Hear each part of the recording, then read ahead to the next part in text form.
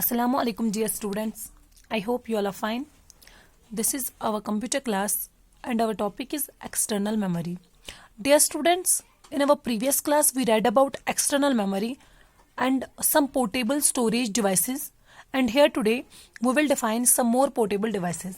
My dear students, in our previous class we studied the CD, DVD and Blu-ray disc as they all look the same.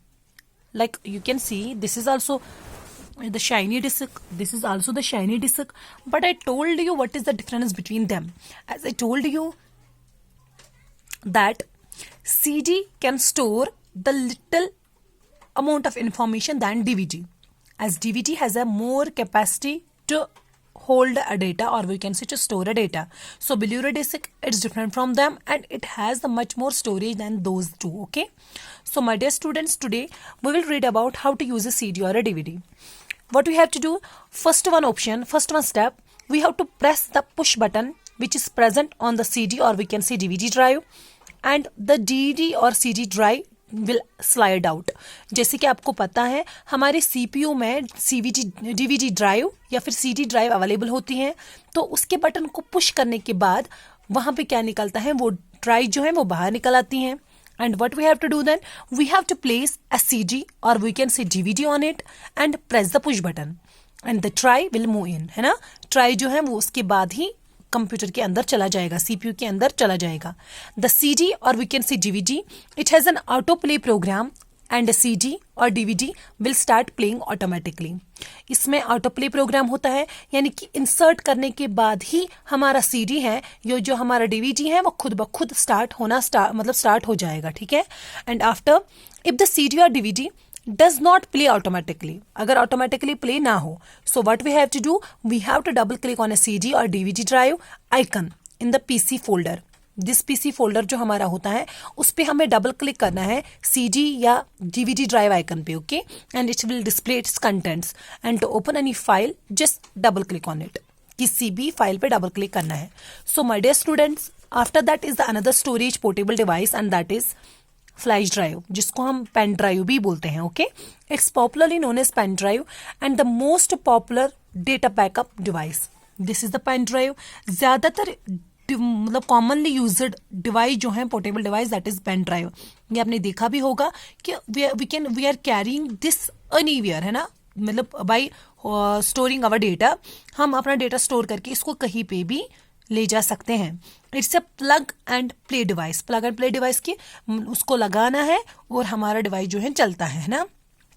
So dear students, it can be connected to the universal serious bus और we can say USB port से हम इसको connect करते हैं. जैसे कि आपने देखा होगा कि जहां पे भी हम CPU में इसको इंसर्ट करते हैं या लैपटॉप में इसको इंसर्ट करते हैं, that is the USB point, उसको हम बोलते हैं USB पोर्ट, यानी कि universal serious bus port. Okay, so my dear students, it's small, lightweight and removable drive, यानी कि ये कभी भी हम कंप्यूटर से निकाल सकते हैं और कभी भी उसके साथ जोड़ सकते हैं. ये हम किस लिए इस्तेमाल करते हैं, it's used for copying and moving data from one computer to another. एक कंप्यूटर से दूसरे कंप्यूटर में डेटा को हम मूव कर पाते हैं और कॉपी कर पाते हैं. फ्लैश ड्राइव जो है, it can store up to 4 terabyte of data. कितना? 4 टेराबाइट ऑफ डेटा इसमें स्टोर कर सकते हैं. So my dear students, after that is memory card. ये आप सब जानते ही होंगे. It's a storage medium for portable devices.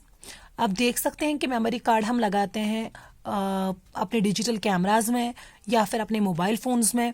तो इनका काम क्या है, to store our pictures, videos और text, whatever we want to store we can. Okay, so ये सब storage device for the portable devices like mobiles, digital cameras and music players. Okay, and these devices transfer image and music files into the computer by using memory card reader that can be connected with the computer through a USB cable. Memory card reader से हम क्या करते हैं, वो reader हम लगाते हैं अपने मोबाइल फ़ोन में या फिर रखते हैं, मतलब दूसरे साइड से कनेक्ट करते हैं अपने कंप्यूटर के साथ. फिर उसके ज़रिए से हम कुछ भी ट्रांसफ़र जो भी करना होगा वो हम कर पाते हैं.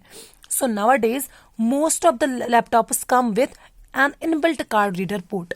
आजकल जितने भी लैपटॉप्स आते हैं, ज़्यादातर लैपटॉप्स में इनबिल्ट कार्ड रीडर पोर्ट जो है वो अवेलेबल होता है. My dear students, a multimedia card is a digital camera in a digital camera or mobile. Like a memory multimedia card जो होता है is small in size. You can see this that looks like this. Okay, memory card. It's small in size, approximately the size of a postage stamp. जितना size एक postal stamp होता है उतना size इसका होता है.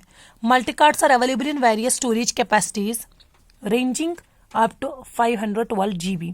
यानी कि जैसे कि मैंने आपको पहले बोला था कि पहले मेमोरी कार्ड्स आते थे 2 GB के, फिर उनमें एडवांसमेंट हो गई और डेवलप होने लगे तो 4 GB आ गए, फिर 16 GB आ गए. तो हमारे पास जितने भी कार्ड्स अवेलेबल है उनकी रेंज जो है, स्टोरेज कैपेसिटी जो है, that is up to 512 GB.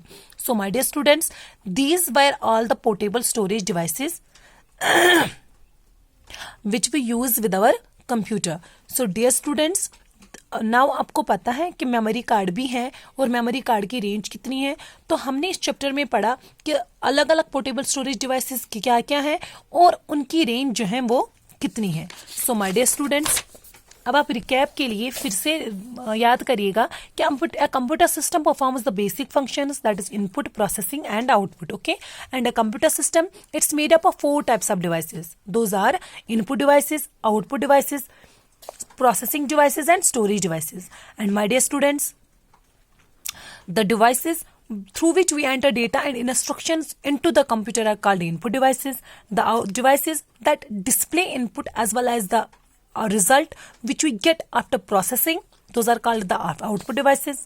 And the devices those are used to store data and instructions entered by the user are called the storage devices. So my dear students, the exercise of your book that is mentioned on your notes, please just copy that and learn this all. Okay, this is enough for today. Allah Hafiz.